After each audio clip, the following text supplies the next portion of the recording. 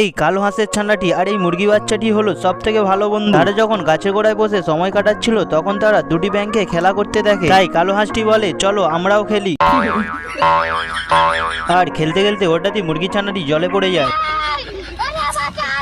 এরপর কালো ছানাটি মুরগির ছানাটিকে জল থেকে তুলে নিয়ে আসলে মুরগির ছানাটি বলে তুমি আমাকে ইচ্ছা করে জলে ফেলেছো। এরপর মুরগির ছানাটি কাঁদতে কাঁদতে তার মায়ের কাছে চলে আসে। তার মা সমস্ত কিছু শোনার পর হাঁসের বাচ্চাটিকে ধরে भाग यहाँ से भोसड़ी की। এরপর হাঁসের বাচ্চাটি কাঁদতে কাঁদতে তার মাকে বলে মেরে আমার পেছন লাল করে দিয়েছে। तेरा तो गेम बजाना। এবার হাঁসটি এসে মুরগি ছানাটি পুরো গেম বাজিয়ে দেয়। তখন মুরগিটি বলে কেন ওকে মেরেছো, সব দোষ তোমার ছেলে। এই নিয়ে হাঁস আর মুরগির মধ্যে প্রচন্ড লড়াই শুরু হয়ে যায়।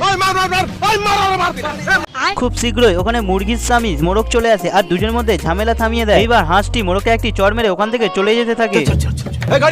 এবার মোরগটি ছুটে এসে साले को छोड़ूंगा नहीं, साले को बम से নেক্সট পার্টের জন্য আপনার ফোনে কত পার্সেন্ট চার্জ আছে তা কমেন্ট করে